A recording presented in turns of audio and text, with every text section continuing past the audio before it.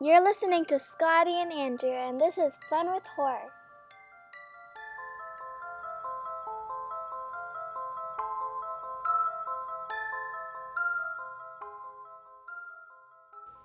Hello, beautiful horror fans, friends, family, fun people.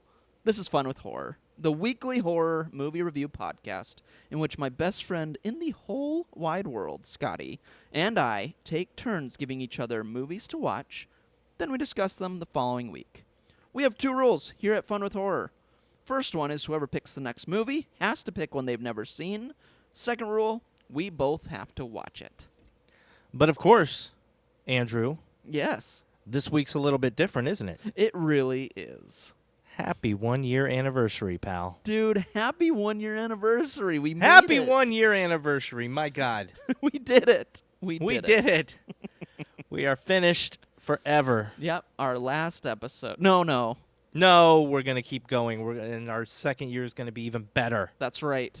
That's right. But first, we have an anniversary episode. And for this anniversary episode, Andrew, we decided to do things just a little bit differently, didn't we? We did do things a little differently. How did we do it differently, though? That's the question. Instead of picking one movie, we picked two movies. two. Thank you. Yeah, you're welcome.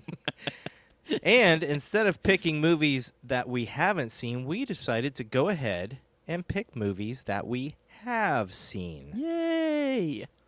Just to have a little bit of fun with horror. And those two movies are, Andrew, Mm-hmm. what movie did you pick? I picked Child's Play 2. Yes, you did. Yeah, I did. And of course, that's directed. I might as well give this all. John Lafia. Oh, sure, go for it. And it stars Alex Vincent and Christine Elise.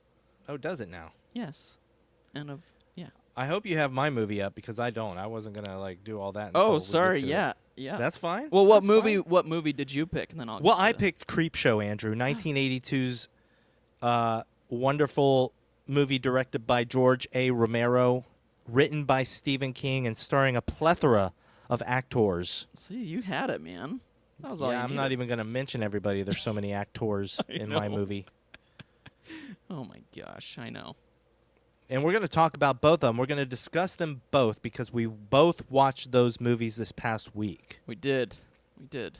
This might But be a little longer of an episode, but hey, that's. It might be. It that's might all be, right. pal. I like it. So, Andrew, Scotty. how do you feel after 1 year of recording the podcast known as Fun with Horror? I feel like we finally hit our groove. Episode 56, we're there. No. You know what? I feel the same way, but I felt it at episode 30, episode 35. Right. I feel like every episode, I'm like, that was our best episode. Right. Well, not all of them, but, most of them. Most of them, yeah. You know what, man? This has been a blast. Like, what a fun with horror, but what a fun year. It's been Yes. not only fun just chatting with you, which is always fun, but just getting to review these movies, getting to talk with people that also love movies. It's just been it's just been awesome. I love everything about it, man.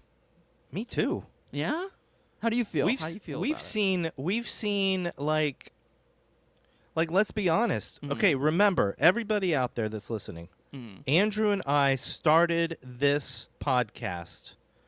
We started doing this for two reasons. Number one was because we live in different states, Mm-hmm. and it gives us an excuse, not that we really needed one, but it gives us a good excuse to talk every week Right. about things we love. Number two, we both had a backlog of horror movies, and we love horror movies. It's our favorite genre. Yeah, dude. So we have gotten to watch like 50-something movies Yeah. Yeah. and don't know if we would have watched those movies if not for this podcast. For sure. I mean, Absolutely. there's some definites. We would have watched Halloween Kills, of course. Right. Oh, yeah. Some of the newer ones I think we definitely would have watched. But hey, Mhm. would we have watched Censor? Yeah, probably not, man. Would we have watched Watcher? I don't know. Yeah. I definitely don't think I don't think we would have watched Dr. Giggles. Yeah, you're right. I don't think I would have ever seen that except for this podcast. Wait, was that your first time when we did that one? Yeah, I'd never seen Dr. Oh, Giggles. okay. Yeah. See, these old movies, when I pick them, I feel like you watched them before. Maybe some, but definitely not Dr. Giggles. But yeah, I love it. I love that we've seen all these movies and that we just keep ticking these movies off of our list. Yeah. And I love that there are people out there that actually enjoy listening to us. Right? That's crazy. Yeah. Jinx. Yo me a soda. A Coke. A Coke. Yeah. I actually told that to Cindy today. I was talking about the podcast, and I was like, even if we like make one person smile or just have a good time for an hour a week, like Or masturbate. or that. Wow. I don't know where I was going with that. Then it's worth it. It's worth it. That's what I was gonna say. Yes. Yeah. If we could, yeah, it's worth it. Oh my gosh. Oh, I love this Firestarter episode. Yes. Oh my gosh, dude. What a way to start. So, off the top of your head, Mhm. here's okay. So you said that you feel like we've hit our stride. Yeah. I'm gonna honestly say though Mm-hmm. that we've gone through growing pains as we've Yes. done this show. We started off figuring it out. Although, like I've told you many times, when I go back and listen to the first episode or the Mhm. first couple episodes, I think we did pretty good. Yeah. Oh yeah. I'm surprised at how good we did sound. Right. Not to pat ourselves on the back, but We can. I don't cringe as much as I think I would, Right. Nope. Totally get that. But we had different mics, so we were learning how to record ourselves. Mhm. Eventually, we got you a better mic, Yes. Thank you. and we don't hear your room echo anymore. Which is good. But we've also gone through figuring out the structure of our podcast and the episodes and the flow and everything. Mm-hmm. And I honestly feel like around episode 50 is when we did kind of hit our real stride. I would agree with you on that. It really did click. And even like listening through and editing those ones, I was like, man, this is good. Like we got it. I think we got it. We figured it out.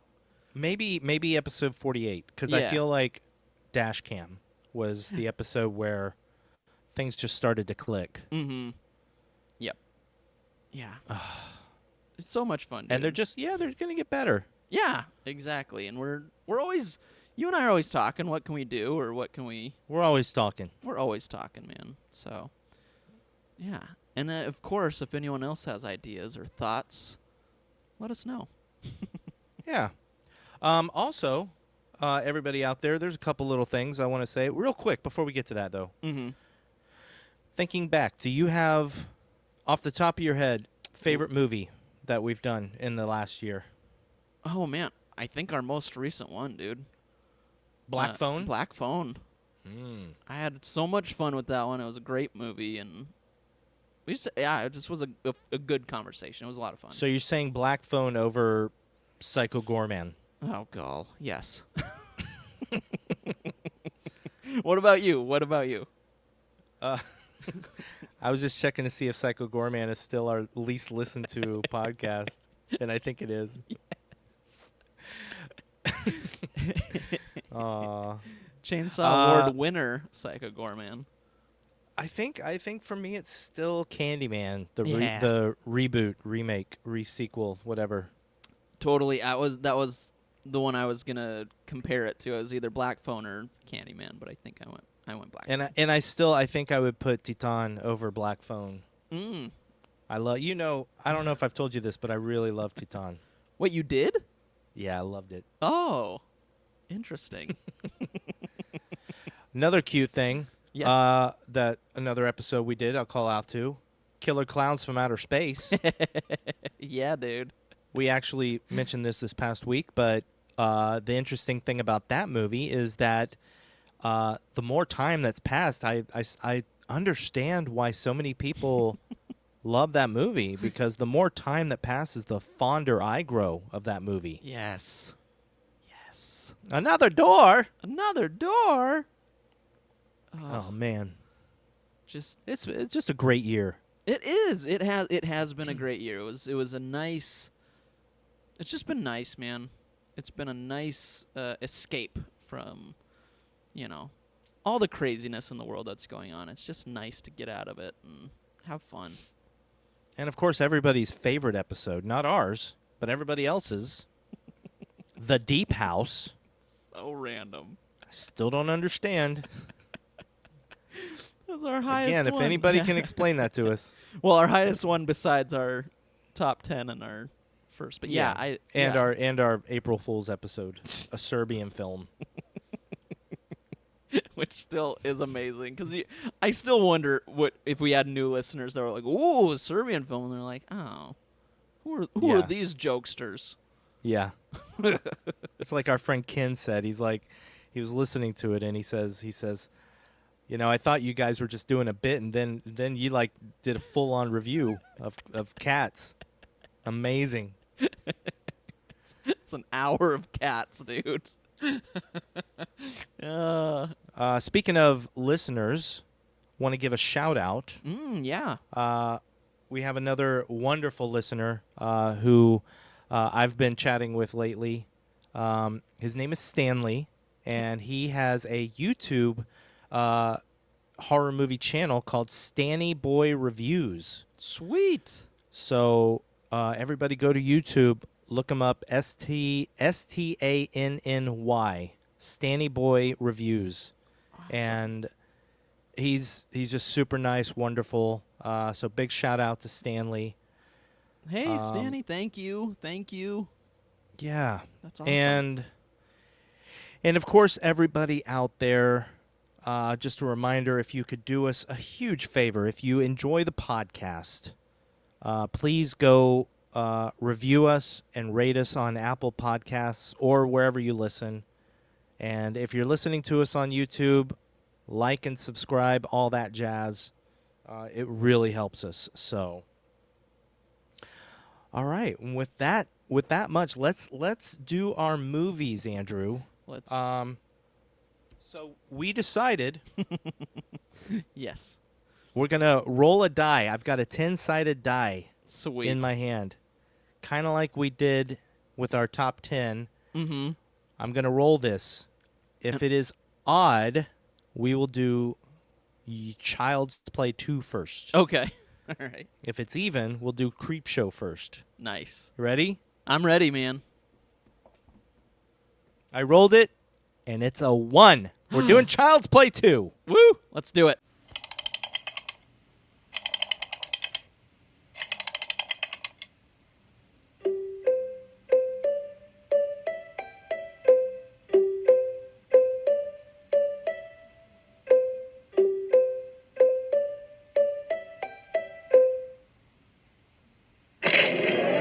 Sorry, Jack. Chucky's back. All right, buddy. Before everything happens here, Yeah. first and foremost, let's warn everybody Yeah. that if by some weird chance you have not seen Child's Play 2 or Creepshow, we are going to spoil both of those. Right. This is kind of a review. Yes. It will be a review of Creepshow in your case, but For sure. we're basically just revisiting these movies that we love. And let's start, Andrew. Mm-hmm. Can you give us a little bit of a maybe 3-minute recap of Child's Play 2? Yeah, I sure can. All right. So, the movie starts. Spoiler alert, I guess, too, kind of for the first one. If you haven't seen the first Child's Play, True. so just heads up. the end of the first one, Chucky's been burnt to a crisp. Part 2, Child's Play 2, begins with the Good Guy Doll Company refurbishing that Chucky doll because they want to show to the public, hey, there was nothing wrong with this doll, it's fine. Everything that Andy and his mom said, it was all a hoax, blah, blah, blah, etc., etc. So, the beginning of the movie, we see the Chucky doll getting remade. It electrocutes a guy right away, and the owner of the Good Guy Company is like, just get rid of the doll, get rid of it. We cut to Andy, who is now essentially at kind of like a children's home, not like, kind of like an orphanage, but not really. His mom is kind of being analyzed because people think she's crazy because she believed Andy, of course, with Chucky killing people. Andy, of course, like I mentioned, is at this home. There's this couple that are going to take him. They're foster parents, and they take him to their place, where they have another girl, Kyle, who's a little bit older in high school, and kind of is his quote-unquote sister at this house. During this time, Chucky comes to life. He's back, and he takes hostage one of the people that works at the Good Guy Doll place, puts a gun to his head, and makes him... Oh, actually, when he's in the car, he uses this sweet 90s cell phone connected to the car to call the orphanage place and find out where Andy's at. So he makes this guy take him there and then essentially puts a bag over his head and kills him. Andy at this new foster home, there's a Good Guy doll there, of course, and Chucky gets there, takes the doll out, and pretends to be this doll that was already there. Lots of things ensue. Chucky does some things to make Andy look like he's kind of a snot at the place, like breaking stuff, etc., etc. At one point, Chucky takes the doll that he had destroyed, the Tommy doll, and buries it. Eventually, Chucky kills both the parents there.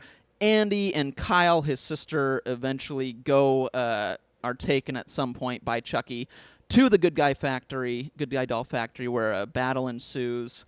Chucky gets crazy destroyed in this movie at the very end, and then Kyle and Andy leave, heroes of the story. Of course, we'll get into how he dies and all the details, but that's kind of it in a nutshell. So, is Kyle Andy's sister? No, kind of, sort of. It's foster sister. Yeah, foster sister. I just wanted to make that clear. Yes, yeah. And also, I didn't mention at the beginning, too, which was silly when I said, hey, who stars in this? Of course, I didn't say Brad Dourif, the voice of Chucky, the reason these movies are so great. How could you not say Brad Dourif? Because I'm a brat. I don't know. What a brat. I know. All right, well, on to Creepshow. No, I'm yeah, kidding, there you kidding. Go. Andrew, what do you love about Child's Play 2? Literally everything. Why did you pick it? I picked it, so I was having a really hard time picking a movie when we came up with, a movie that we've already seen, because there's a zillion movies I've seen that I love, and I couldn't think of one. And it was just one day at work, it just stuck in my head. Or I thought, hey, I'll pick one for my top 10. And Child's Play just kind of kept going through my head, and it's such a fun, ridiculous movie, and I thought, oh, that's a fun movie, and it would be a fun movie for our Fun with Horror anniversary episode. So it just stuck, and I thought, let's do it. Let's do that one. Right on. Yeah. A silly, fun, ridiculous movie that I love. And, of course, you picked a movie that I have seen. Right.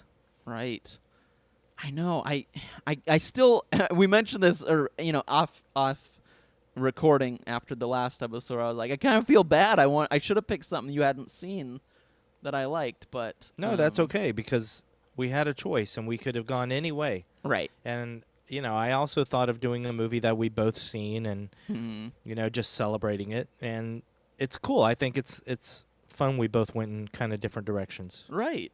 We did. And I'm glad you picked Child's Play 2. Yeah. Yay. I like it. Yeah, it's fun. It's a ridiculous movie in the best ways. I would almost probably... Well, here's the thing. Lay it on me. It's your favorite Child's Play, right? Correct. Oh, yeah. Hands down. Hands down. So as you know, I kind of was late to most of the series. Right. That's right. I think it was last year that I finally went past Child's Play 2 and I saw Child's Play 3 and then Bride, Curse, and Cult of Chucky. And,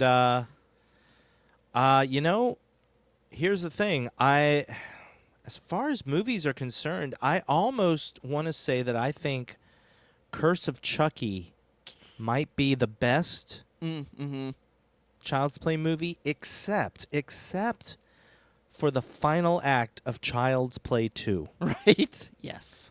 The whole final act in the factory is the best thing in any Child's Play movie ever. Totally. I think, honestly, I think that's why it is my favorite, just because the moment they enter that factory, it's just bonkers. It's so much fun. It is. Yeah. But I would agree with you. Curse, you said, right? Yeah, Curse. Yeah. That was surprisingly good.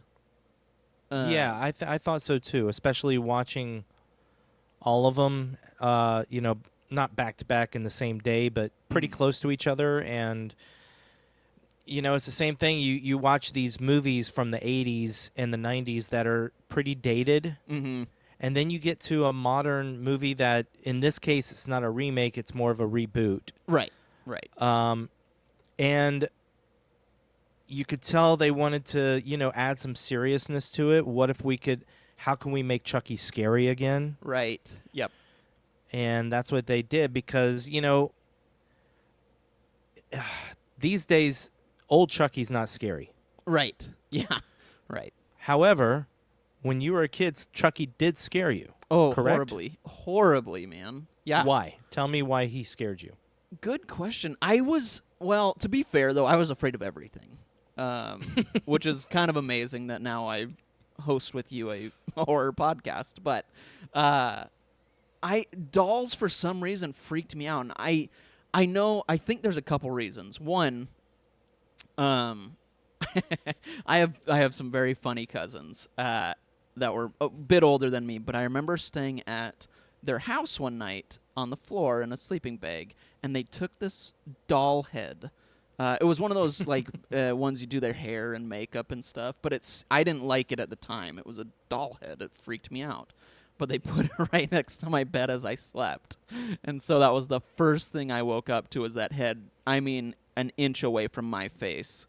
And I booked it as fast as I could upstairs. I've never run that fast in my life.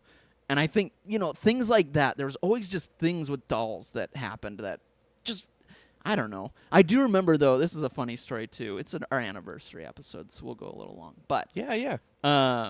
and my brother and dad still talk about this. Did I talk? Maybe I've told this story on here. It doesn't matter. It doesn't matter. Tell it again, just in case people missed that episode. Yeah, we were walking in the mall, and I was probably too old for this to have scared me, but we were walking in the mall, and my dad and brother saw a Chucky doll at Spencer's Gifts, and it was, you know, in the window. And they walked past, and they're waiting for me to look over, and I don't look over. They're like, oh, my gosh. Okay, so they take me back and try and see if I'll look over. And we walk past it again, and I don't look over. Well, I think it was the third time, and they go, hey, my brother just goes, Andrew, look. And I look over, and it's this Chucky doll that's like probably my height at the time. And I still remember it, physically breathed. I inhaled so hard that I actually grabbed my heart. I remember grabbing my chest and just going, and then immediately just waterworks and screaming and crying. And like I said, they still talk about it to this day. But yeah, I don't know. Dolls just scared me, man.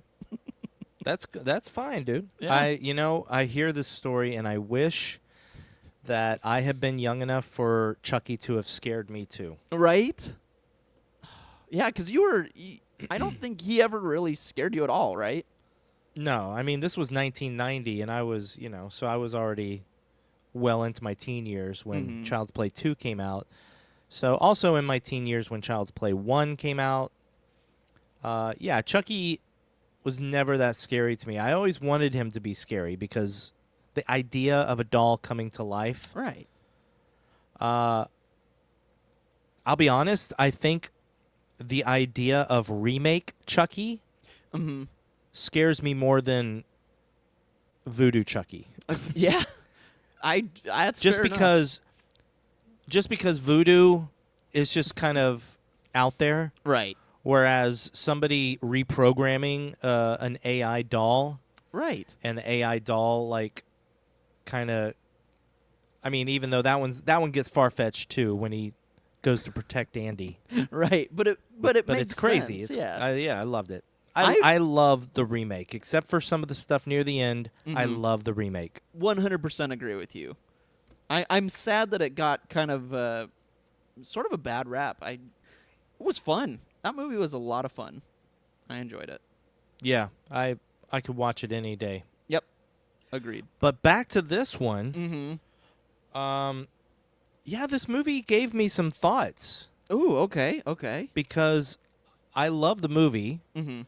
but I started to think, okay, so if I asked you to tell me who the big 5 slasher villains were, who would you say? Okay, so Michael Yep. Myers, Jason Voorhees, Freddy Krueger, probably Leatherface, and then I guess I would throw Chucky in there. Yes. Yeah. Chucky would be my 5th Yeah. favorite of the 5. Yep. You know, and it's because to me he's the least scariest. He is the slasher that you have to extend your disbelief further than any of the others. That's totally true. And even in this movie, there were points where I was just like, he's a doll. Like, just kick him. Yeah. I don't even care if he's got a little knife. Just kick him. Like, and Yeah. like there's the part where in the basement where Chucky's on top of Andy. Yes. I have that note. And Andy's like reaching for what, the electric Yes. carver or whatever. Yeah, the electric carver. Mhm. And Chucky is not anchored onto anything. He's just on top of Andy, not even touching the floor yet. Andy is being held back somehow Yes. by Chucky. Yep. And I'm just like, just get up and get the carver, Andy. And even Chucky's like little feet are swinging around too. Like he's yeah. I've always wondered that. I'm like, does he still have like the strength of when he was a human or what? Because they never really explain that, and it doesn't make sense. So And I think that's why I started to like I liked Curse and Colt better, because I think they were more aware of that. And Yeah. in the Chucky series, yes, yeah. which I still haven't finished. I'm so sorry. 2 episodes to go. I was right. actually going to watch them this week, Oh yeah. and I finished 1 episode, but I haven't finished the series. But I was paying attention, and they do. It's still slightly far-fetched, but they do put Chucky into situations where it's not that he could overpower, but he could outsmart humans. Right. Exactly. So, yeah, that's Yep. why I like newer Chucky more than older Chucky. I totally get that. I agree with you 100%. To be honest. Yeah, it makes sense. But Mm-hmm. older Chucky is a heck of a lot more fun I would agree with you. in some ways. Like, these movies are just a lot of fun to watch. Mm-hmm. And that's why I do love Child's Play 1 and 2 and 3. Nice. Well, I like 3. Yeah. I haven't seen 3 in a long time. And I think Bride of Chucky is maybe my least favorite. Yeah. I would. Right? Yeah, I would probably agree with you on that. Oh, wait, I totally forgot of Seed of Chucky. Oh yeah, I did too. No, Seed of Chucky's my least favorite. Yeah, I think. yeah. I think, yeah. They were both. Yeah, they both came out. What, a year away from each other or whatever, and they were both kind of ridiculous. I'll still watch them, but yeah, I would agree with you. Those are, I think, my least favorite of the I would still series. watch them too, but Mm. yeah, I think Seed of Chucky just didn't even try to be scary at all. It was just like, we're just going to be as over the top ridiculous as we can. Yep, exactly. And that's why I really like the course correction of Curse of Chucky. Mm. Yeah. But let's go back to Child's Play 2. Yeah. Yeah. I guess let's talk about some stuff. Yeah. Uh, No, you. What are you gonna say? well, the opening. Oh, yeah. One thing that go ahead. No, I was please. just gonna say I love the opening. I thought it was great. The whole redistribute. It seems ridiculous, but I did love it. Wait, what do you mean? Well, I mean, it's just. I don't know. It seems so silly that they're like redoing the doll, where they could have just been like, yeah, we took it apart. Like they even say that we took it apart. There was nothing weird with it. It's fine, you know. But the fact that they kind of remade the entire thing and they're like, now we can show people it's nothing wrong with it. Yeah, but I think there's also the morbid fascination with this doll was involved in such a gruesome series of events True. that we want to remake this exact doll. That's because, I mean, heck, money people would even be like, this doll is going to be worth something. That's true. That's a good point. I like that. But I love the opening credits. I love watching the rebuild of Chucky. Mm-hmm. That part is amazing. I know, and it's satisfying, like when they're scraping the burnt skin off and then like polishing the metal underneath. I was like, oh yeah, that looks good. and something you and I have talked about, the amazing musical score for this movie. Yes, The music in this movie has no right to be as good as it is. You are absolutely right. That whole intro of them refurbishing him with the sound, the music in the background is top notch. It's perfect. Yeah. Yeah, it's fun. The composer is Graeme Revell, who has done many movies. He did The Crow. Oh, cool. And a bunch of others. But yeah, just shocking how good the music is. Every time I put on this movie, I'm just reminded how good it is. It's the type of music too that I would like. It would be exactly what you want to hear at Halloween time. If you're, walking through, like when we do Universal, like if that's the song playing, I am so happy. It's perfect. It sets the vibe. It's fun. It's creepy. It's everything you want it to be, especially during that Halloween time. I agree. Nice. Thanks. Mostly, I think my notes kind of center around the kills. Uh-huh. What about you? Yeah, I just, for the most part, for me, just because I knew I was doing like recaps and stuff, I took, what I usually do of just like notes throughout what happens. But yeah, I would say like the most fun of this movie are the kills. The kills are so much fun. So as you said, they've rebuilt Chucky, and as they are about to show him off to the owner of the company? I think so, yeah. That's what he seemed like. CEO. The machine shorts and sends electricity into Chucky, bringing him to life again. And killing the technician. Right.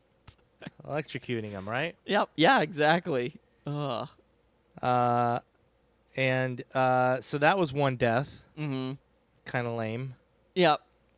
But it sets it up, I mean, I think the kills don't really get good in this movie till later. Agreed. Yep.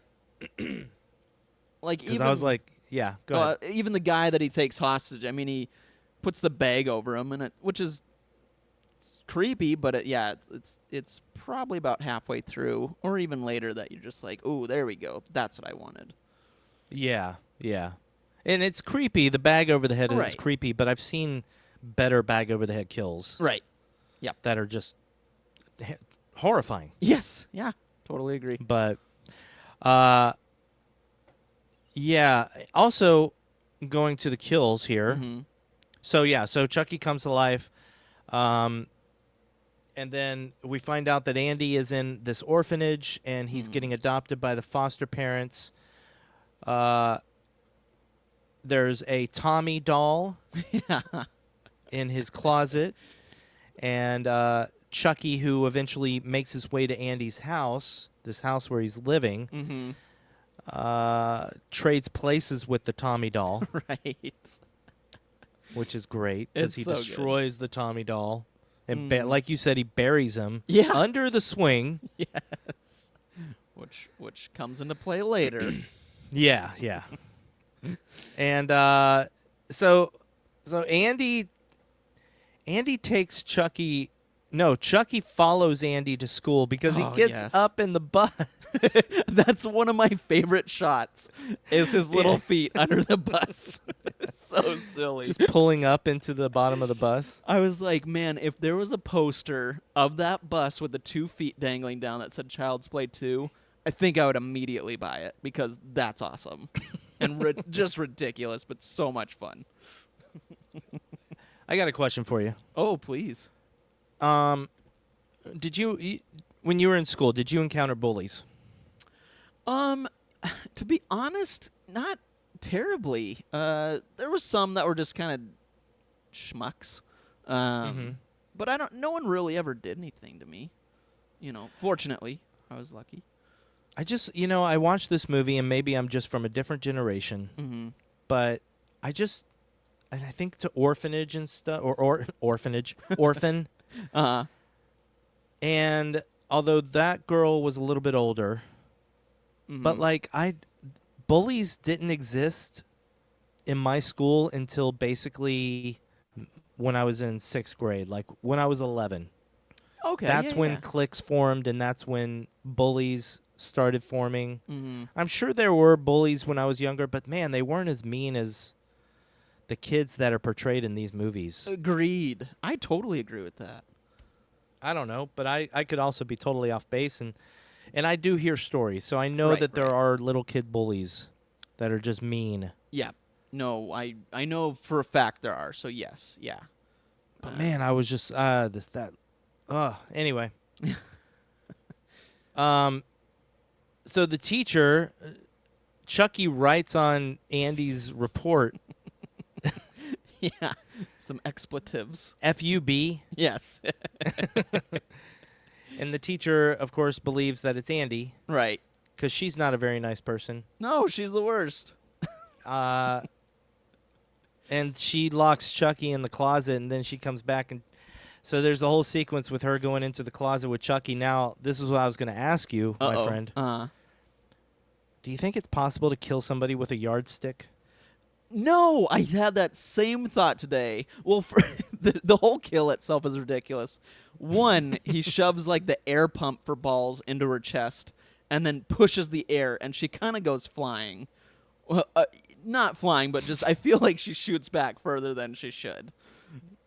And then, he walks out with the yardstick and beats her to death with this yardstick. So yeah, I mean it would sting a little bit, but I'd be like, it's a yardstick, Chucky. Yeah, exactly. Like if he had like shoved it down her throat or something. Right. Yes. Yeah.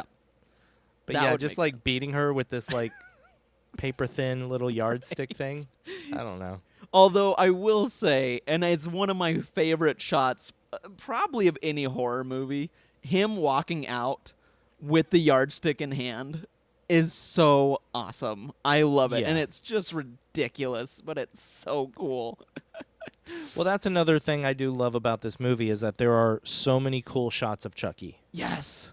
Yep. They knew how to film Chucky in this movie. They really did. And we'll get to some more of my favorites. Then we got Phil, who is Andy's foster dad. How's it hanging, just Phil? That's what I was going to say. Yeah. How's it hanging, Phil? Here's how few notes I took. That's almost all the way into the movie. Yeah. That's the whole basement scene. And that was my 4th note. In all honesty, though, this movie is so much fun, but there's really not a lot of notes that you would take. It's kind of, it has its major beats, but for the most part, it's kind of that cat and mouse thing where it's well, I don't know what to write. Yeah. I get it. I totally get it. Yeah, and for a while, Chucky is killing See, that's the thing. Chucky's killing people that are not good people. Right. You want them to die. It's true. Like even the foster dad, Phil, who's an a-hole. Yes. You just kind of want him to die. Yep. Um, I know he's kind of Chucky's sort of the anti-hero in this one. for a while. Yes, for a while. Yes. Because through it all, the thing that also still makes him a villain is that he's framing Andy for everything he does. Right. Exactly. And I hate that after he kills Phil, which was a pretty good death. I'm going to say Phil was a pretty good death. It was. Yep. Everybody thought Andy did it, which was weird. I know. Or that it was Andy's fault. Not so Right. much that Andy did it, but that it was his fault. Mm-hmm. So yeah, then how did he kill the mom again? He slit her throat. He tied her up on the chair. I really thought though I couldn't remember how she died, but you see the sewing machine going right next to her, and I was like, "Ooh, it's gonna be like a sewing machine death," but it wasn't. And I was like, "Oh," I thought her lips were gonna be, I don't know, sewed shut or something weird. This is only 1990, friend. Yeah, you're right. But you're right. We didn't see Chucky kill her. After they take Andy away, Kyle goes into the mom's room, and then we have what was one of my favorite showdowns, Kyle versus Chucky. Yeah, dude. That part was awesome. Yes. And from the point Kyle on the swing, even though she smoked too much in the movie, stop smoking, Kyle. Jeez. Yes. It's not good.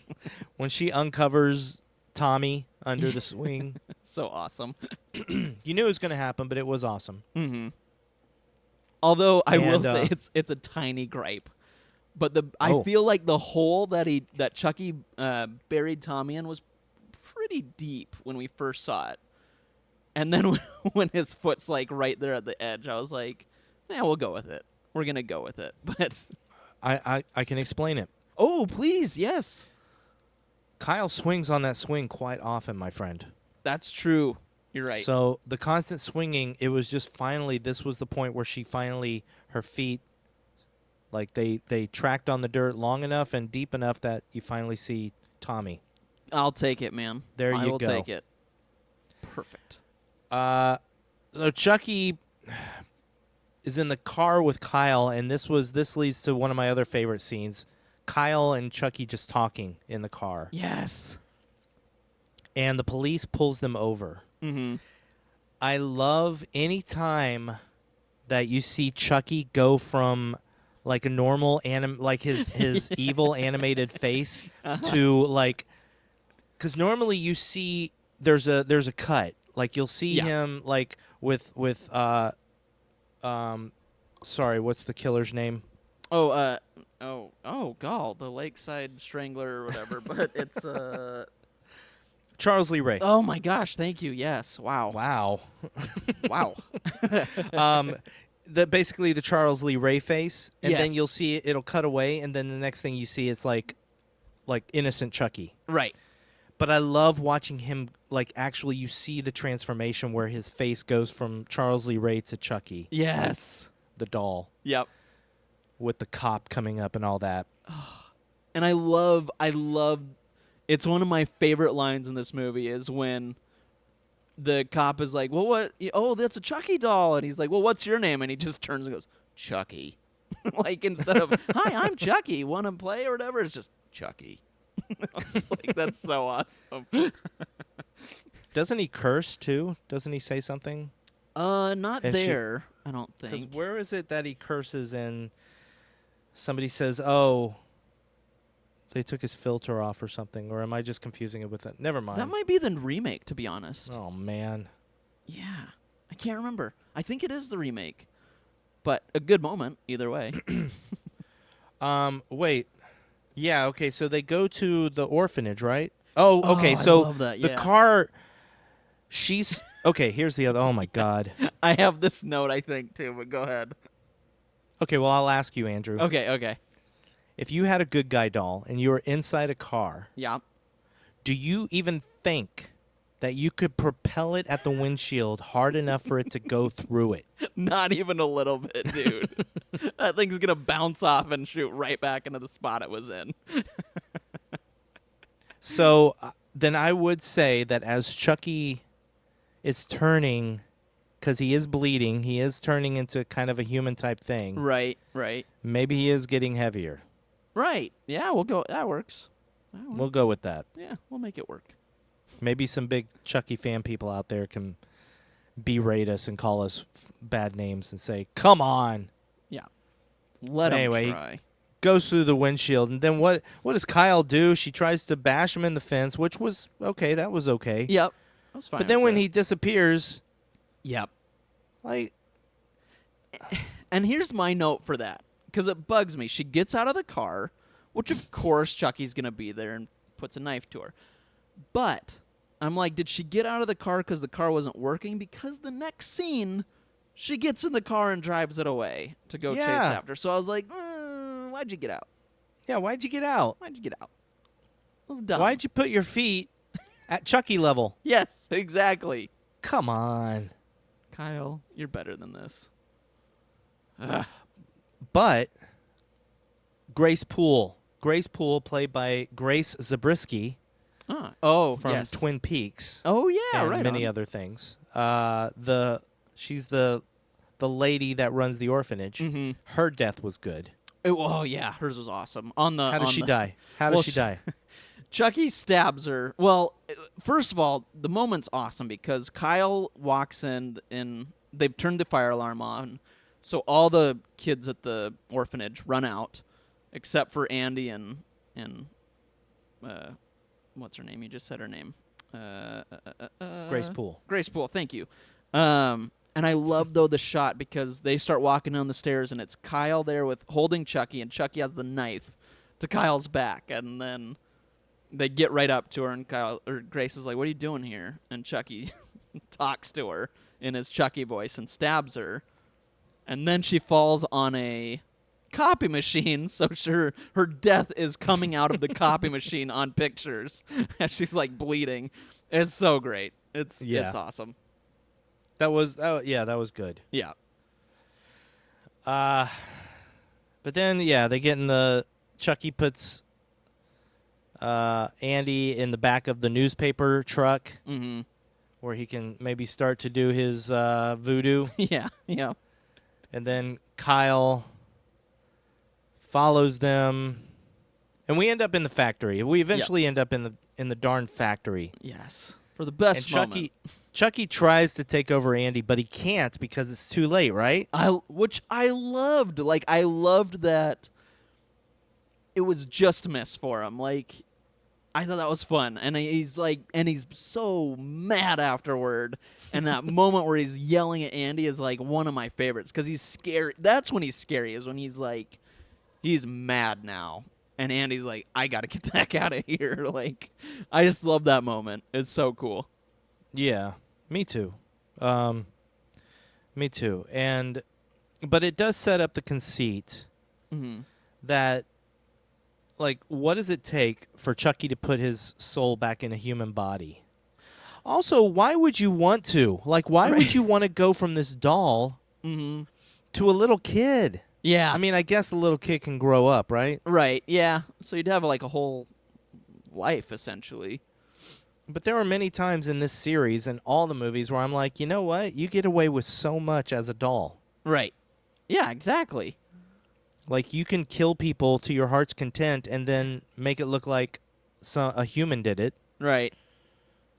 I don't know. It's like the perfect vessel for a serial killer if you Right. really want to go kill people and not get caught.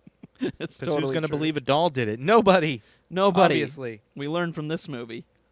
But, of course, that's my favorite part in any Chucky movie is when he reveals himself to a person. Yes. Like and when yeah. Yeah. No, sorry. I was just going to say, the person's reaction is always so much fun. Yes. I mean, I think Andy's mom's reaction in the first movie is one of my favorites. Oh, God. Yeah, I was going to bring this up. That was a nice shout-out in this one. Because in the first one, she opens the back, and it's like such a brilliant scene where there's no batteries. and then he like falls and rolls under the couch. I loved in this one that when Andy goes and looks downstairs at his foster home and sees Chucky, he immediately turns him over and looks at the batteries. I was like, that's a nice little shout out to the first one. I thought that was a good moment. That was smart. Mm-hmm. Yeah, I like that part too. Yeah, even though that was earlier. But yeah, let's talk about the whole factory scene. oh my gosh, the factory's the best.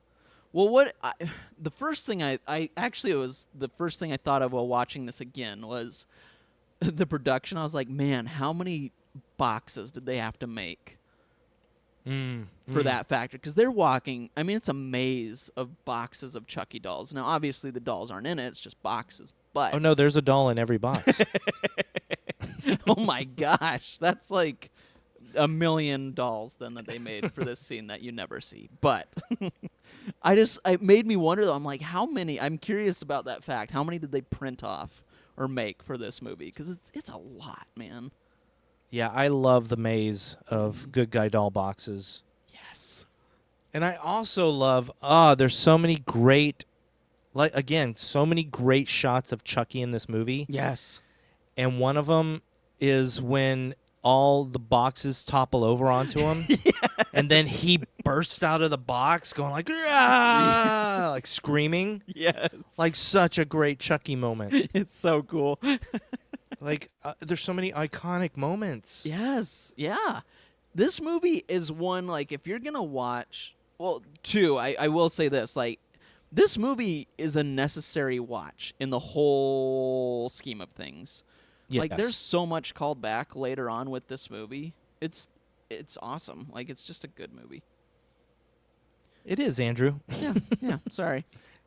No, don't. What are you sorry for? I went off on a weird random tangent there for a sec. That's but, what we're here for. Let's go off on weird random tangents. What did you think then, since we're at the factory now? Wait. Oh, okay. Before you ask me what I thought, Oh, okay. did you write down everything that happened to Chucky in this factory? I did. Okay, cool. So go for it. Keep going. So that's my question. What were your thoughts? Well, let me jump back to 2 seconds before this thought. What did you think of Kyle and Andy walking up the what's conveyor belt? Like going, I was like, "What? Go around." Yeah, that was weird. There's stairs. But maybe it just wasn't easy. I guess, man. But as I'm watching, I'm like, guys, there's another way out of this factory. You do not need to climb this. I mean, I'm sure that every day when the workers are actually working there, like they're like, "Oh crap, this machine again. Gotta go through it and hope that I don't get stabbed with the eye punchers." Yeah, exactly. But when they're going up the conveyor belt, what did you think of the scene that where Chucky's hand gets stuck? Oh, is that what we're talking about? Yeah, because that happens first. See, that's the first thing. I love everything in this scene. Yeah, it's I so even good. love them going through the stupid eye puncher instead of like just walking around. Yes. But yeah, I love that part. Yep. And the grate closes on his hand, and instead of like he can't get it out, so he just like pulls back and rips his hand off, and it's like even I'm sitting there. He's a freaking doll. Yeah. And I'm sitting there going like, "Ooh, Yes. that hurts," because he's bloody. Yes, that's what I was wondering. I was like, did it hurt you too? It hurt me. Oh my gosh. Yes, and then of course, yeah, we see the guy with the eyeballs, dude. Yes. That's like awesome. Great. So Great good. kill. Great kill. Yeah, and then Chucky, one of my favorite moments in any horror movie ever is this moment where Chucky takes his bloody stump of an arm, takes off the back of the knife, and then shoves his hand on the knife. And again, it hurts. Like he's screaming because it's in pain, and then pulls it out, and he now has a knife for a hand. I was like, this is amazing. Yeah. That's one of my favorite moments, pretty much ever. Yeah, and then Chucky, chases them. Oh, yeah, they put him on the machine up the conveyor belt where he rips his own legs off. We don't see it. And then Right, he gets melded yeah. with other doll parts. It's the machine that basically like takes the torso of the dolls and then plugs in all the other pieces. Right. And it plugs them all into, like, I don't know. The machine is also on the Fritz. I don't understand really what's wrong with the machine. I don't know either. But this monstrosity comes out, and you can tell right away that, Chucky's, it's just pieces of Chucky Right. melded with other doll parts. Yep, exactly. But it leads to my favorite thing in this movie because of sentimental reasons. Oh, I know why. And I have it right in front of me. Oh, yay. The Chucky on the little cart. Yes. No legs. No legs, just going towards Andy. So good. And just so everybody knows, one year, and I think I've mentioned this before, but 1 year for either my birthday or Christmas or something, you bought me 2 Funko Pops, and they were Pops that I did not have. One was Jason from Friday the 13th Part 2, so Sackhead Jason. Yeah, dude. And the other was Chucky on this cart. And I was not as well versed in Child's Play, but I loved this Funko Pop. So when I finally rewatched Child's Play 2 after so many years and not even remembering the entire movie, it was just so cool to like see him on the cart and go like, "Oh, hey, that's a little pop that Andrew got me." It was almost like what comes first, the movie or the pop, and the pop came first. Nice. That's so awesome. But then Andy smartly opens up the what? It's You like- would describe it. It's like melted plastic, essentially, I guess. hot melted plastic. Yep. You can't cool downs. And yeah, a drop falls, and Andy, of course, opens it, which goes all over Chucky. All this hot, melted plastic. Yeah, everything. And then what happens? Well, then you think, oh, he's dead. Guess again. He pops out all melty and everything, which is great. Another great shot. And he and Kyle put this, like, it's an air hose, essentially, up the nose of Chucky and crank it. So Chucky's head becomes... It's so ridiculous. His head gets really big with air and then explodes. It's so good. It's so good. And then I love, too, that after that, they just leave the factory and they're like, well, what are we going to do now? Let's go home. And he's like, I don't know where home is. And she's like, I don't either. And then it's just the credits. And you're like, whoa, okay. It's just such an abrupt ending. So there's like no epilogue to this movie. Really. But you know what I love about it, buddy? What?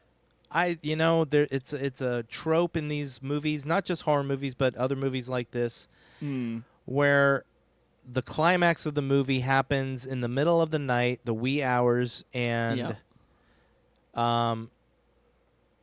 and they go when they walk out of wherever the climax happened, it's like getting light outside. Mm-hmm. I don't know. I just love that. Yeah. I'm with you. It shows And I like love that. Yeah. It's been a long night. Yes. Yeah. And that's Child's Play 2, man.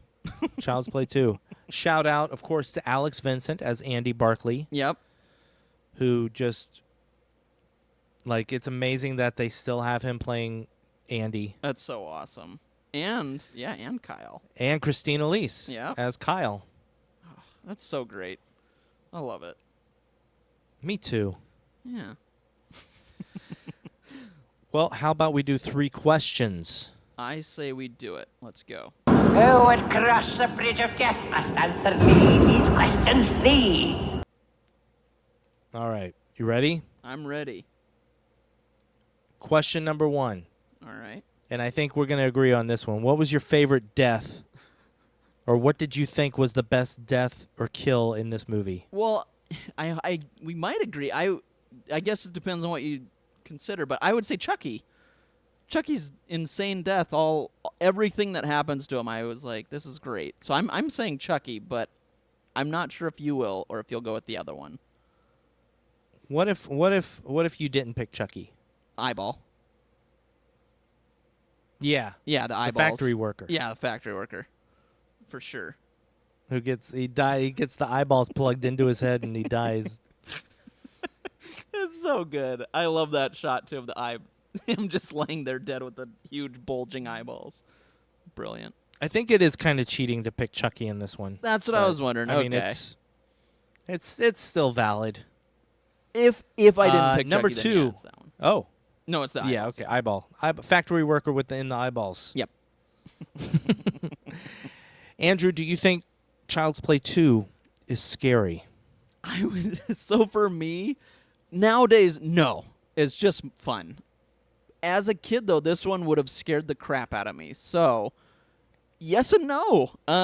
Like I said, nowadays, no. But if it was, 8-year-old me, absolutely. I couldn't watch it. What about you, man? All right. No, not at all. Not even 8-year-old me. Fair enough. Michael Myers scared me. Freddy in the first movie scared me. Mm-hmm. Jason Voorhees never scared me. Yeah. Leatherface scares the crap out of me. Chucky, no. I would drop kick Chucky so hard. Like, I almost want to go up against Chucky just to see if he is as difficult and if I die. Right. Like, let's do it. I want to see it, man. Andrew, number 3, did you have fun with horror? Of course I did. But And so did I. Oh, good. That's so fun, man. Thanks for letting me pick this one and reminiscing with me on this. This was fun.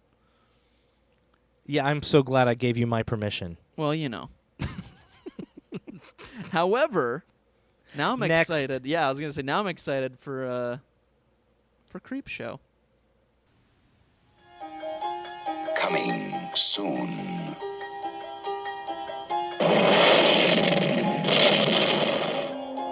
Jolting tales of horror. Creepshow. From the author of Carrie, The Shining, and Cujo. And the creator of Night of the Living Dead and Dawn of the Dead. You'll scream at ghastly ghouls.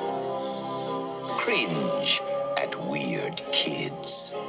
And shiver at the doings of evil doctors. This is going to be extremely painful, Mr. Revell.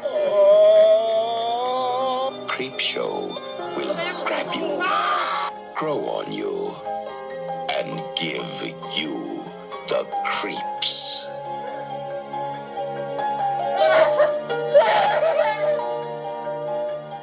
No, this is going to be an entirely new experience. Creepshow, the most fun you'll ever have being scared.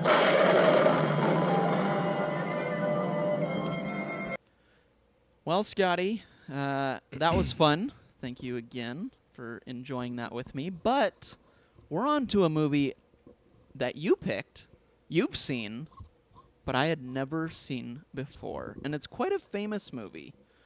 Famous. Very famous, I would say. I've seen it kind of everywhere in the horror community. And that's Creepshow, man. Creepshow. Well, it's just called Creepshow. Yeah, Not Creepshow Man. That's the sequel. Wait, didn't they make like 10 of these? I feel like there's a lot. No, the first one is just called Creepshow, yes. But, of course, if you wouldn't mind, and I'm excited to hear your 3-minute recap on this one, because this is a unique movie. And I forgot to practice it. So let's see how I do. You'll do great. Are you ready to give us a 3-minute recap of Creepshow? I'm sure ready to try. Well, maybe 4 minutes. I'm just warning you. That's all right. Hey, it's our But I'm going to anniversary try and keep it episode. to 3, so we'll see what I do. All right, then, my friend, take it away. All right, Creepshow is an anthology horror film, and it's got 5 main stories in it, plus a smaller story that borderlines those stories. It bookends them, if you will. We have a little boy who loves to read this comic called Creepshow, and his father, who seems to be an alcoholic and slightly abusive man, makes the kid throw this comic away. So the kid says, I hope you rot in hell. And he starts to plan his revenge. So then all of a sudden, the comic's out in the trash, and the wind blows it open, and we start to see these stories. Story number 1 is called Father's Day. In Father's Day, you have a family, and they have a father who their Aunt Bedelia killed because he was an a-hole, and he was a horrible person. And they get together every Father's Day, and Aunt Bedelia comes and visits.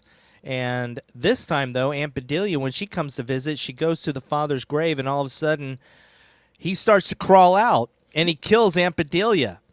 And then good old Ed Harris, he goes out, and Ed Harris gets killed. And then they're in the house, and they're about to the wife goes in and goes to check on the kitchen, and she runs into Dear Daddy, and he's like this old decrepit skeleton zombie. And as the 2 kids, the remaining kids, go in to check for Mom, all of a sudden he comes out with Mom's head on a platter with candles, and he's saying, I finally have my cake. Happy Father's Day. Number 2 is The Lonesome Death of Jordy Verrill, starring Stephen King himself as this country bumpkin who finds a meteor that landed out in his farm. He cracks the meteor open, and long story short, the meteor stuff gets on him and starts to grow. And this moss and grass start to grow on everything and on Stephen King, who by the end of this story is overgrown with this stuff, so overgrown that he just wants to kill himself. So he takes a shotgun and he shoots himself in the head. Meanwhile, the TV announcer is saying that they're going to have a lot of rain, and it's going to be the greenest season in a long time. Story number 3, Something to Tide You Over. Leslie Nielsen plays an old guy with a young wife who is cheating on him with Ted Danson. So he takes Ted Danson out to the beach, buries him up to his neck. Turns out he's done the same thing to his wife, and he just leaves him there for the tide to come in and drown him. Well, Leslie Nielsen goes back to his house, and as the night goes on, he starts to hear something, and the next thing you know, here come Ted Danson and the wife out of the water with seaweed and crap all over them, and they take Leslie Nielsen and they bury him, and he, at the end of this story, he's saying, I can hold my breath for a long time, and the water, meanwhile, is about to cover him and drown him. Story number 4 is The Crate. They find this crate in a college under these stairs. And you have a whole bunch of characters. Hal Holbrook has this kind of drunken, horrible wife who's played by Adrienne Barbeau. And then there's a college professor.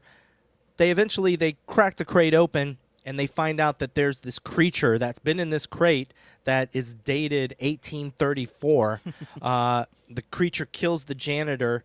The professor is scared, so he calls Hal Holbrook. Hal Holbrook knows exactly what to do. And he comes to the college, and after he cleans up all the blood, he leaves a note for his wife.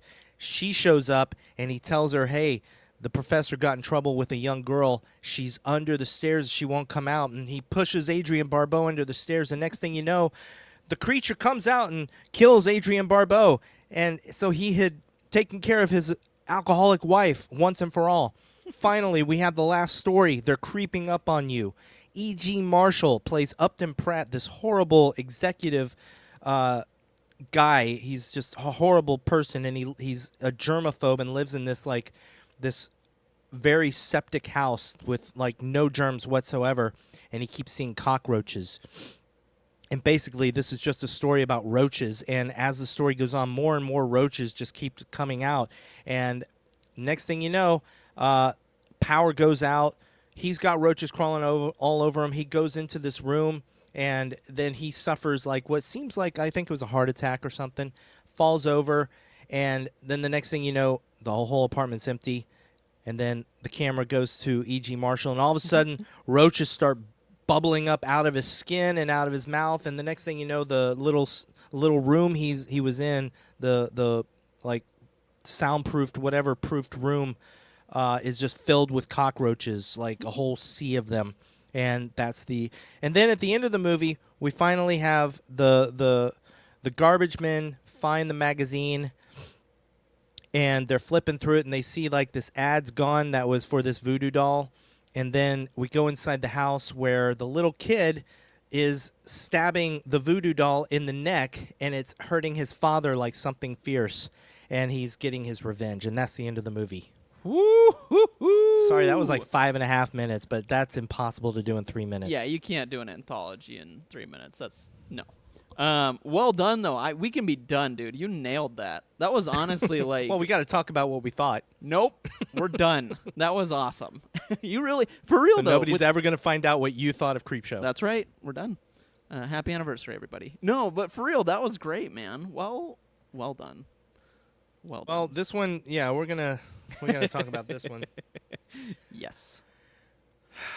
Okay, so since you have not seen it, so this is the direction I went. Right.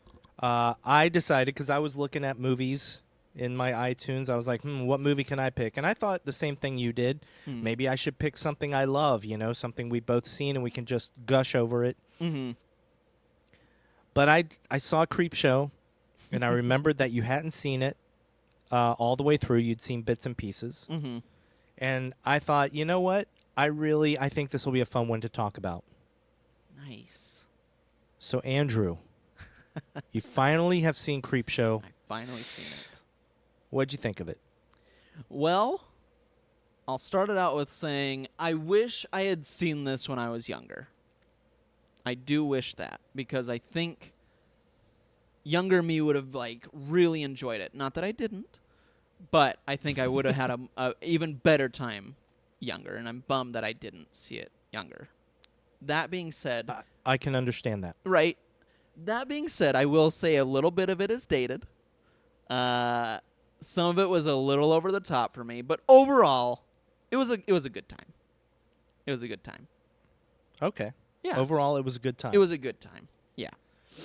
And I will say that revisiting this, because I haven't watched it in quite a while, revisiting this, I forgot that the movie was a full 2-hour-long movie. Yeah. And there are moments that drag a little bit these days. I remember one time a few years ago I put this on, and I think I got through the Jordy Verrill story, and when it got to Something to Tide You Over, I stopped the movie, and that was the last time I ever had watched it. Oh, wow. Yeah, yeah. So, which is a shame, because my favorite segment is the final segment with the roaches. Yeah, yeah.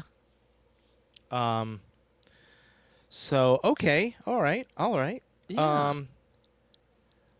So, yeah, go ahead. No, I was just going to... I'm curious, and I don't know if you want to do this now, but maybe we'll wait until after we're done doing it, but do you want to rank them of the stories? Let's do it after. Okay, that's what I was wondering. Okay. But the intro... Mm-hmm. So, when I was a kid, I didn't know who Tom Atkins really was. Oh, yeah, I know, right? Tom Atkins, dude. It was so good to see him as the dad. He's the best. I love that guy. And did you see who plays the little kid? Only the author of my favorite comic book series of all time, Mr. Joe Hill. What's your favorite comic book series of all time, Andrew? Lock and Key. Thank you. Mm-hmm. Just in case somebody didn't know out there, Yes, Lock and Key. Yeah,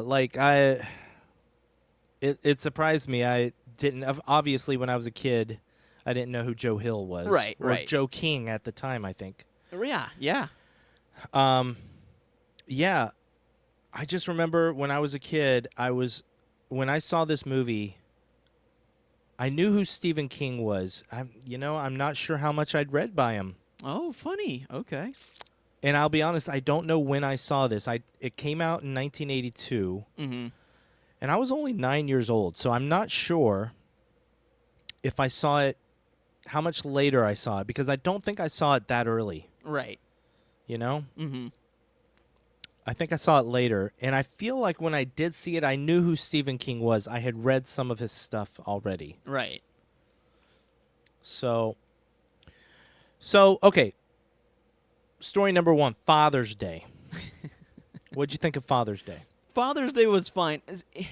Here's what I will say about all of these movies. Like you said, it kind of drags. All these stories. All these stories. I would say if they took like 5 to 10 minutes away from some of them, it'd be great. Like this was one, I'd say it could have been tightened just a little bit. There was a couple moments where I'm like, tighten it up, and we'd have a story. Not that it was bad, but that's my flaw. That's why I'm going through my bad first, of course. So what you're saying is that if we had had the original cut of Creepshow, which was 3 hours long. Are you serious? Yeah. Oh The original cut of this movie that George Romero turned in was like 3 hours long. Oh my gosh. Because they didn't know what to do. This was one of the very first big anthology movies. Mm-hmm. All the others that we know about, Tales from the Dark Side, the movie, Twilight Zone, the movie, those came after. Oh, funny. There were, I think, anthologies before this, but nothing to this degree. Nothing as popular and as successful as this one. Right. That's awesome. I guess I didn't realize that. That's cool. Yeah. I like that. I will say with Father's Day was fun, and it was cool seeing Ed Harris there. I was not expecting that. And that's just the beginning of every celebrity ever in this movie. But I will say his dancing was not quite on par with Crispin Glover from Friday the 13th, but it was still good to see. It's a constant conversation. Is it? Who did the best dancing? Crispin Glover in Friday the 13th or Ed Harris? Wait, in that's Creepshow? a real thing? Yeah, it's on horror fans talk about that a lot. Oh, that's awesome. Well, here Because I they're thought both I was... crazy. Like Ed Harris does like the craziest little dance, and yeah, Crispin Glover is probably twice as crazy. Yes, yeah. But yeah. But the story, I liked the story. I thought it was fun. I liked that it was like, for a part of it, you don't know when they're telling the story of the aunt or whatever killing her dad. You're like, but did she? Because they don't show it yet. So you're like, well, and it's kind of a rumor. So I thought maybe there might be a little twist or something. But I like that she did kill him because that guy was a total jerk. So I love that she killed the guy, and I love that he came back as a zombie essentially. I thought that was fun, and I like the ending was so ridiculous, but I loved it. It was so silly and crazy, and a good way to start the movie. See, and that's the beauty of me having this as a nostalgia type movie. Mm-hmm. I know how it ends, and I always, every time I watch it, I can't wait to see the shot of him coming out with the cake, with the head as the cake, right. And his voice, and I love it. The thing that never really hit me back in the day was that the awful, horrible person wins in the end, kind of. You're absolutely right. Yeah, he was a scumbag. Usually this kind of movie, it's the good guy that comes back from the dead to get revenge. Right. In fact, we'll get to it, but that's exactly what happens 2 stories later. Yes. But in this one, the bad guy comes back, and the bad guy starts killing everybody. And it's almost like a zombie slasher movie. Yep. And I will say, I was not expecting... Watching this, I wasn't, even though it's an anthology, I wasn't expecting Ed Harris to die, but he died, and I was like, "Oh, whoa, okay." Well, he was unknown back then. He wasn't a known actor as he hadn't done like The Right Stuff or some of the big movies he ended up doing. That's funny. So, yeah, it's back then. He was just an actor that died. That's funny. Okay, so. Then we have the lonesome death of Jordy Verrill. Oh my gosh. Oh boy. What'd you think of it, buddy? Oh boy. It was. Oh boy. This was so ridiculous. Like it was fun, but Stephen King is so ridiculous in this short, or in this segment. I couldn't handle it, man. When he's like sitting there talking to himself and just everything he says and the way he makes those like his faces like kind of goofy. I don't know, man. I was like, this is so silly. It's so silly. And his daydreams, like, I won't take less than $200. The guy's like 75, and he's like, nothing less than $200. And then it's just, I don't know, man. The whole thing was so ridiculous. Like, it's just silly. But it was still fun. It just was so over the top. I love this short. I love it. I think Stephen King actually did a great job. He plays a character, and yeah, he plays him so over the top. But the fact that he played that character and he remained that character, yeah. I never really. I know it's Stephen King, but I also see Jordy Verrill. I see this country bumpkin dude. Right. Yep. I get that. I thought Stephen King, for being just an author that doesn't really act a lot, I thought he did a great job. No, don't get me wrong. He did do a great job. I liked I liked what he did with it. I get what he did with it. It just was really over the top. That's my concern with it. But he played it well. He actually acted well as that character, if that makes sense. So I get it, but it was just very ridiculous. So I think, yeah, well, no, Stephen King wrote all of these, but this one, I think, was actually based on another story. I'd have to look it up again. I should have written it down, Scotty. Thank you. Good job. But, yeah, I like this story because beneath it all, it is a sad story. It's kind of depressing and it's sad. Mm-hmm. Like this guy that lives out by himself... just happens, like this amazing thing happens to him, but then overnight just this moss grows on him until all he can think to do, like he's just so miserable at the end. Yeah, that's true. I just remember being haunted by this story as a kid. Aww. Just because, yeah, like he's got no other recourse but to take his shotgun and shoot himself, Yeah. And here he was, poor guy, thought he was going to make a lot of money off a meteor. Yep. Meteor shit. But that brings up, real quick, sidebar. Uh-huh. What did you think of the feel of the entire movie with the colorful lighting, the over-the-top, like, comic book lighting, and then the actual, like, moving things into comic book panels? Right. I liked that. I actually have that note. I thought it was cool. It was like watching a comic book, which is fun. Okay. So I thought you would like that. Yeah, I like the outlines. Yeah, on certain scenes you'll see the outline of like, almost like a comic book page, which was cool. I thought that was fun and unique, and yeah, I was totally on board. Yeah. Yeah. So then something to tide you over. Oh, awesome. Oh, really? I loved this one. Wow. I loved it. Well, one, I loved seeing...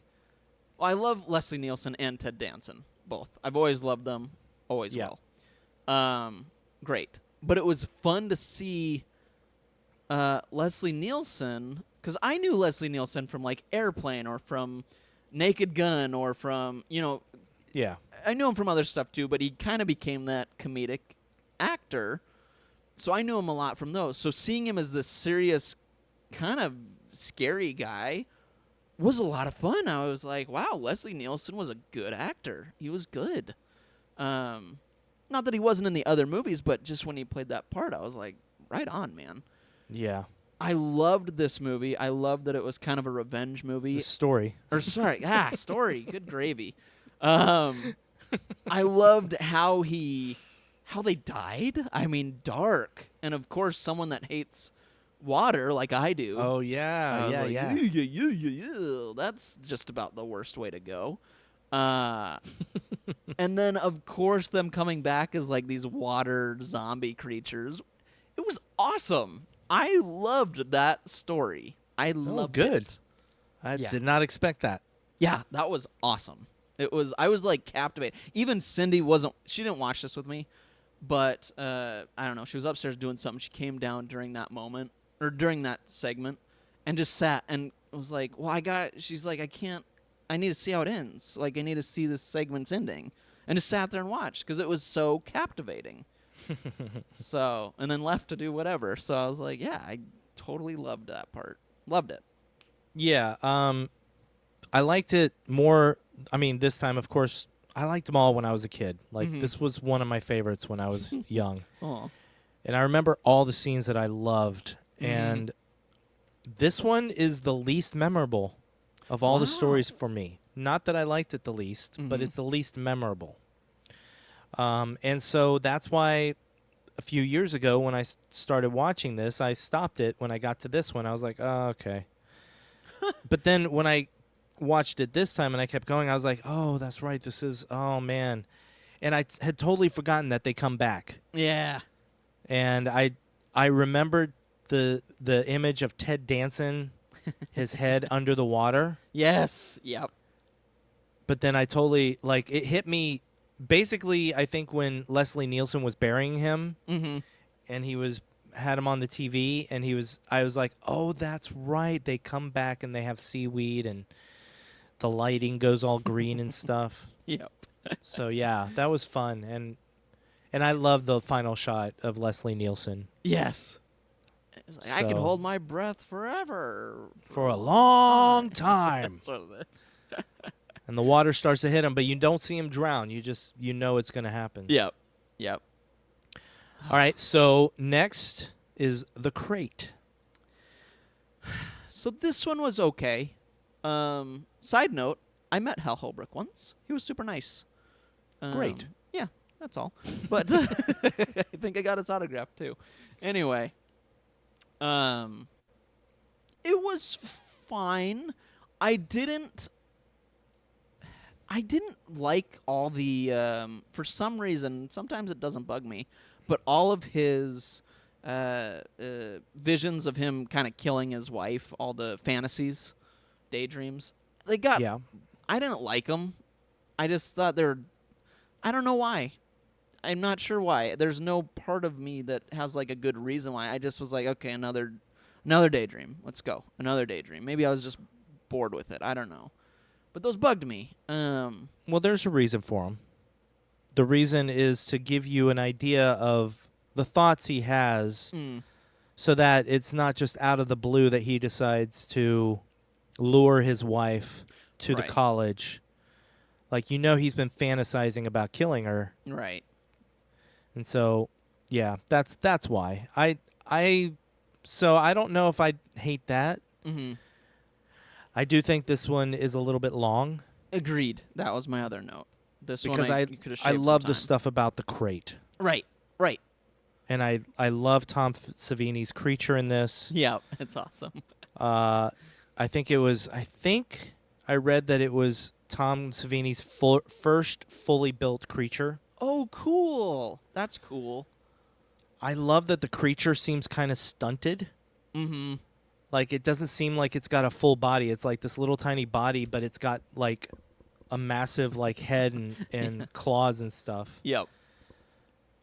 This one was one that I remembered the kills very well. Oh, funny. And I remember they horrified me as a kid. Like, when I saw this movie, the kills horrified me, especially the janitor. Oh, yes. Yep. And, they used super red lighting Mm-hmm. just to take the impact away from all the massive amounts of blood in the scene. That's awesome. But then I also the other guy that dies. Oh God, I forget. I have it here. But the one that helps and the creature comes out. Oh, yeah. The guy with glasses or whatever. Yeah. Was it Robert Harper? Was it him? No. Was that it? Charlie Garrison. Yeah, I think so. Yeah. I think it was him. Yeah, it was Charlie because, well, okay, so I did like that part because We talked about one of my things in movies, characters not believing other characters. Right. I like that for a second, he did think that the professor did it. Right. But then as soon as the professor takes him over to the staircase, like, you can see he believes him pretty quickly. Yes. Yep. And he doesn't just keep like, oh, I don't believe you, and then the creature kills him. I like that. I like that he did believe the professor. I agree. Nope, I like that too. I just thought that the lead-in was this is the longest story in the movie. I think it's like 38 minutes. Yeah, I felt like it. And the beginning of the story could have used some trimming. Agreed. Less about the party and how his alcoholic wife is annoying as hell, Yes. and more about just the crate Yep. and the creature in it. But the creature is great. The creature even has a name. Oh. His name is Fluffy. So fans of this movie know about Fluffy, and they love Fluffy. That's awesome. So you might get some hate mail for not liking this one as much. Don't get me wrong. It's the creature I like. I like the creature. I wish the story had more of the creature, but I'm with you. It just was slower. And I wanted it to get to the climax of the story, but it just took a long time to get there. So, I got you. that's all. That's all. I will also say that this was the one, like, I like it when a movie from the 80s can still make me jump, and this movie still made me jump. Which part? The I'm trying to moment remember. where he's after the creature has taken his wife. Mm-hmm. By the way, Adrienne Barbeau. Yeah, dude. Fantastic, always. Always. She's the best. Love her. He's trying as quietly as he can to put the lock back on the crate. Oh, yes. Yes. And the creature, like, kind of wakes up and shakes the crate. Like, I actually jumped. And I was very happy that this movie made me jump. I love that part too, actually, because it was intense. Because especially not knowing how it ends. I'm like, is he gonna get out? I liked that, and I loved how slowly he did it. Because I was like, yeah, I would do the exact same thing. I'd be very quiet, very slow. Yeah. That was good. Yeah, that was fantastic. One thing I will say, not such a fan of the ending of this one. After rewatching it. Yeah, he throws the creature in the crate into the lake or wherever. And of course he says, he's not going to get out. He tells the professor everything's fine. Right. I almost wish that we hadn't seen the creature breaking open the crate and getting out. Yeah. Like, we didn't need to. If we had just seen the creature's, like, hands sticking out the rim of the box and then its eyes. Yep. And just kind of left it ambiguous, like, is the creature going to get out? Yep. You know, whether he gets out or not, he's there. Right, exactly. I agree. Fluffy is there. Yep. So, okay, finally, Yeah, dude. they're creeping up on you. What did you think of this one? This one was fun. This one, again, to me, started a little slow. But then... Did you know what it was about? No. Nope. Okay. I had no idea what it was about. I think for that reason, it will never be slow to me. Nice. Okay. Because I know what's coming, and I'm just like, it's just not a slow little build to it, and I'm just like, oh my god. Yeah, it was super gross. This one was, really gross. In a good way. But cockroaches are gross anyway, but seeing how many they put in this movie was insane. And they were all real. Yeah, I was like, were they on like a soundstage, and did they get them all? Like, that thought went through my head a bit during this, was like, where did they all go? Like, some got out. They had a wrangler. I mean, they had a guy who was a cockroach wrangler. But What a still, job. like, it's amazing. E.G. Marshall, he, in interviews, he said, like, cockroaches didn't bother him. He was from New York, so he was used to them. That's awesome. So he was a trooper. But yeah, like that, I remember I loved that one as a kid because I just loved bugs. Yeah. You know, you're a kid, you love bugs. And I remember my mom, that made her, like, she would not watch it because she hated bugs. That's awesome. And now I'm older and I'm sitting here watching it and squirming on the couch, just like, oh, God, wow. I forgot how, like, I think this is a perfect story. I think it's the best of all 5. Mm. I love that it starts kind of quiet and you're just introduced to this maniacal CEO who's just like, he's just the biggest Scrooge and he just doesn't care. Right. He's evil. Like, he's evil. Right. And I love the way it builds. Like, you start and you see him killing one cockroach. Right. And then you see a couple more and then, like, it just, before you know it. And then the guy in the peephole, Yes, dude. the way that they talk to each other Yes. with their mouths, like putting their mouths up at the peephole. So weird. Such a freaking great moment. Hey, Mr. Pratt. Bug got your tongue. Dude, that was, I love. Yeah, it was David Early playing Mr. White. And oh God, that was such a good scene. Yeah. I love that guy. And the ending of this one was awesome. Yes. Like, the fact that he's in his little panic room or whatever, and all the bugs just come out of him was awesome. I thought that was a great ending to this one, and then seeing them all in there too is so gross. Well, before you get to that, like there's a couple of other like fantastic moments. Because obviously everything with the roaches and when you see them like filling up the jukebox and Oh yeah. And then the power goes out in the city. Mm-hmm. How terrifying is that moment? So bad. Because you're already in this apartment with all these millions of cockroaches and then the power goes out and you can't see them. Yeah. Oh. And then, yeah, like you said, so he gets in this, like, I don't know, this whatever-proofed room. Right.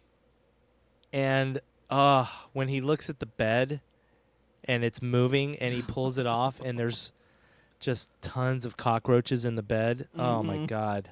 Love it. So good. So gross, but so good. Ugh. And I'm still thinking about it, like, blech, yuck. Yeah, see, to me, Creepshow is that story. I like the other ones a lot, but I love They're Creeping Up on You. Nice. That's awesome, dude. And I'll never forget that. It's just so gross. All right, so then we have the finale of the movie, which is just, I mean, it's cute. Right. But obviously the best part is that Tom Savini plays a garbage man. Yes. That's awesome. And then we see little Joe King sitting there. Voodooing. Wow. I wonder if Voodoo anybody ever said to him, "Hey, you must be joking." I totally thought that earlier in the episode today when you said that. I was like, joking. That's funny. Shirley, you must be joking. No, I'm not, and don't call me Shirley. Oh, Leslie Nielsen. Yeah, exactly. There you go, buddy. Also, the music. Oh, the music's awesome, dude. The music is fantastic. The opening song, excuse me. Theme. Thank you. Yeah. That's the word I was looking for. Good Lord. But the opening theme. I just want to hug you right now because of that. I want to hug you. You had a hard time getting that out. I couldn't think. It's a long episode. I'm not sure where my mouth is. No, but I love the opening theme with the creeper waving to Joe Hill. And then, like, that theme starts, and it's kind of creepy and fun. And, yeah, the theme was awesome, man. I listened to it at work after watching this movie. I was like, I loved it. I thought it was great. It's really great. Like, both times, this doesn't always happen. Mm-hmm. Even when I like the music in the movies we talk about. Mm-hmm. But so far today, both times, when we talked about the theme to Child's Play 2, I was hearing it in my head. Yes. And right now, as we're talking about the main theme to Creepshow, I'm also hearing it in my head. Me too, dude. So the composer Uh-huh. is none other than John Harrison, who was a producer and composed the score to Day of the Dead. Oh, that's right. I saw that. That's awesome. Yeah. Oh. And this time, like I have the vinyl, the Waxwork Records vinyl soundtrack for this one. Oh, sweet. And the first time when I got it and I listened to the whole thing, I remember like the theme is great. The rest of it was okay. Mm. But watching the movie, I totally forgot how much all the music goes together, but each segment does have its own feel with the music. Like That's especially really true. especially the last one when it just gets like ominous synths, and it's just yeah. Totally. I want to go listen to it again right now. Yeah, I would. But quick aside, Uh-huh. I had a vinyl collector's moment while I was watching Creepshow, Really? and I was thinking, man, I forget. I think Waxwork Records did Creepshow too, and I think I pre-ordered it. Like I think I ordered it back when it came out. I need to check on that order because I don't think I've gotten it. And then I got up and I went to my vinyl records. I have a shelf with just my Waxwork Records Uh-huh. collection, and I already got it. It's sitting on my shelf, Creepshow 2. I was like, oh, hey, okay, I should probably listen to this someday. But yeah, I like the music. So, all right, Brilliant. well, you know what? I think this will be an interesting 3 questions. So let's get to that. Let's do it. Unless you got one more thing. Well, yeah, I was just going to say rank your movies, man. Oh, Or you're segments, sorry. Rank your I'm segments. going to rank all the movies Yeah, stop it. while we film this episode. Ah. Oh, Andrew. Stop it. Well, I think I would go. Number 1 is They're Creeping Up on You. Mm-hmm. That's my favorite. What's your favorite? Something to tide over you, for sure. Or something to Oh, tide you okay. over, excuse me. Yes. Number 2, I think will surprise you. Number 2 is The Lonesome Death of Jordy Verrill. Ah, all right. Number 2 for you? They're creeping up on you. Oh, look at you. Mm-hmm. For me, number 3. So, this is going to surprise you too. Okay. For me, number 3 is The Crate. Oh, And it's okay. purely, even though I think it could be shorter, Mm-hmm. I still love that one the most because of Fluffy and the kills. Nice. Like, it's the goriest one, and I love Fluffy's kills in that one. So, Right. You? Father's Day. Okay, all right. Mm-hmm. For me, number 4, my 4th favorite, is Father's Day. Wow. Okay. Yeah. Wow. Because it's not a super complicated story for me. It's and I love the ending. I love that ending. I got my cake. Nice. Number 4? It would be. Oh man, I think I'm gonna have to say 4 would be The Lonesome Death of Jordy Verrill. Oh, so for you, number 5 is The Crate, Correct. And for and for you, me, number 5 is Something to Tide You Over. oh, it breaks my heart. That's okay. I know. I'm kidding. I think that's fun. I'm glad we have different ones. I think that's fun. I think in the end, when I watch the movie, Something to Tide You Over is the moment the movie like kind of slows down a little bit for me. Mm-hmm. And it's, in a way, it's kind of a repeat of the first movie. It's somebody coming back from the dead after being murdered and Right. getting their revenge. It's just different types of people and different types of death and revenge. Right. That's fair. But that said, again, I love this whole movie. I Right. picked it for a reason. If I have to rank the 5 segments, that's the ranking I'm going to give them, but I still do love all 5 segments. Yeah. Nope. Yep. Totally. This is get a that. super fun movie. So Yeah. now let's do the questions. All right. Who would cross the bridge of death must answer me these questions 3. Well, let's jump in. Question number 1. What was your favorite death/kill in this movie? I think, for me, Oh man, it's tough. This is a tough one. But I think in the end it comes down to two, and I think the janitor getting killed by Fluffy in the crate Yeah. is just so gruesome, and like I just love the red blood dripping in the red light. Yeah. What about you? Even though we don't necessarily see it, you know I hate water, so seeing Ted Danson under the water, totally for me, 100% was my favorite / Absolutely scariest. counts. Yep. Yeah. Blech. For me, it was hard not to pick Upton Pratt. By the way, amazing name for a Scroogey evil CEO. Totally. Upton Pratt. Upton Pratt. Yeah, his death was very close. Like I could go back and forth between his death and the janitor. Nice. Love it. Well, then question 2, was this movie scary? I will say in parts, yes. Oh, okay. I think again especially when I was a kid, there were parts of the crate that I thought were scary. Mm-hmm. And yeah, I mean, in a different way than other movies, I think the cockroaches are scary as hell. Yeah. Just because, like, I would be I can handle a cockroach here and there. Mm-hmm. I don't totally like. I kill them with my hands. Yeah. Excuse me. Yeah. When because I see them in my kitchen sometimes, they come up through the drain, Mm-hmm. and I don't have time to grab a napkin, so I just smash them with my hand and then wash my hand. Sorry if that's gross to people out there, but it's true. Yeah, I get you. Come on. Yeah, I I gotta get it. protect my apartment from these evil things. That's right. But that said, like if I was in an apartment like that and roaches were just like swarming, Mm-hmm. I would be terrified. Oh, yeah. Yep. I would just be I would not be able to handle that. So that I still squirm, and that still gets me. What about you, buddy? I would say overall, I don't think it's scary. Personally, I mean, like you said, the cockroach, that's gross, and yeah, if that was like in life, yeah, I'd be terrified. Yuck. But just while watching it, I'd say I squirmed more than was afraid. So I would say to me, no, it wasn't very scary.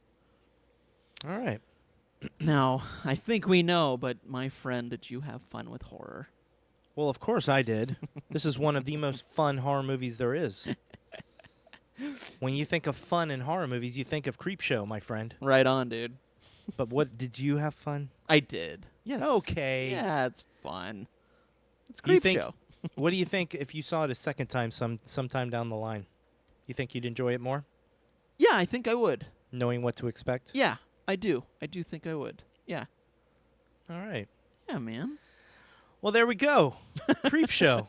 Creepshow. 2 movies, man. 2 movies. Playtime's over.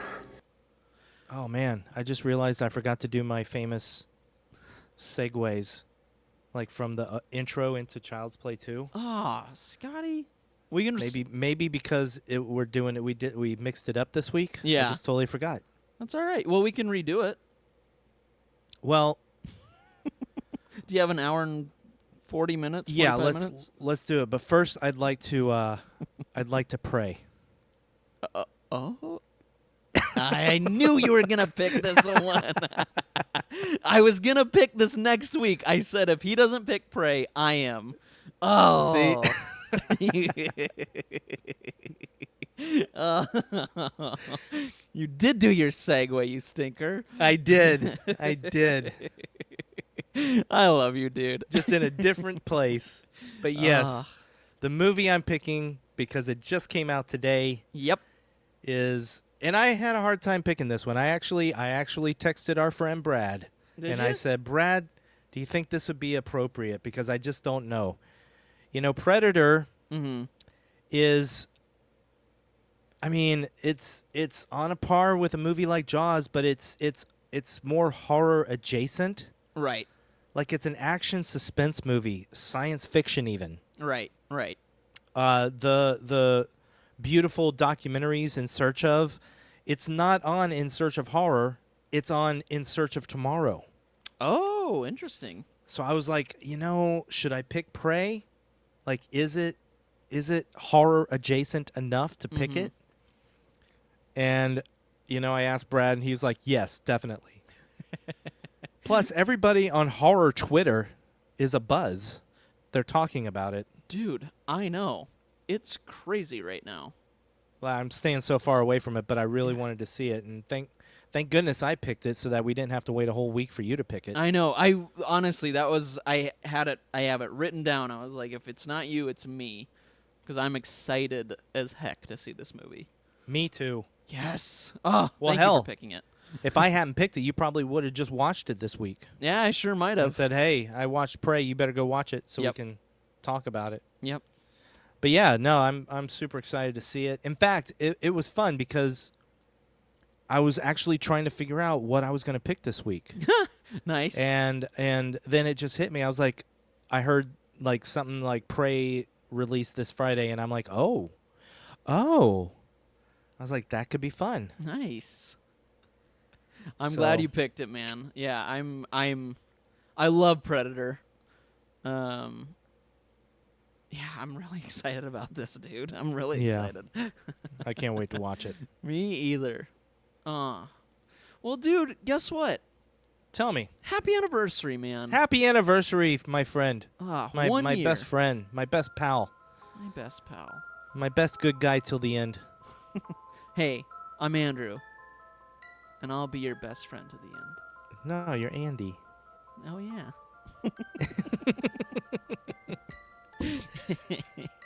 Oh, dude, what a year it's been, honestly. Like we said at the beginning, this has been a blast, and I thank you, because without you, it wouldn't be nearly this much fun. Hey, the feeling is incredibly mutual. No. Thank you. Incredibly mutual, because I couldn't imagine doing this with anybody else. Me either, man. I really couldn't. Ugh. And we've got like 10 years of this ahead of us. At least. Ooh. Kidding. Ooh. No, and we've got stuff we're planning some stuff. We got stuff we might actually have guests on during our next year. We're a little nervous about it because we're like, what do we do? Yep. I don't know. We've never had a guest. It's nerve-wracking. Yeah, but it's very likely that it will happen. Very likely. So Very. look forward to that. Yep. But yeah, until then, let's go watch Prey. Let's do it. And let's talk about it next week. Perfect. Next Tuesday. I love you, dude. I love you. Thank you, everybody. Yes, thank you. Thank you for being here with us. Thank you for celebrating 1 year with us. We love you all. Thank you, thank you, thank you. Thank you for being fans of fun with horror. Thank you for being fans of horror. Yeah.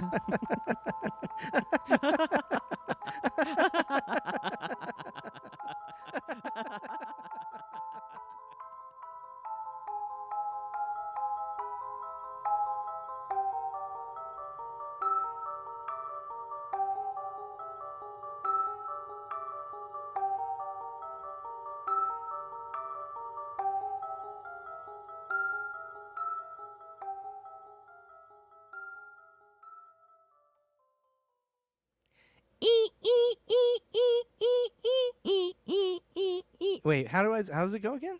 Oh my god.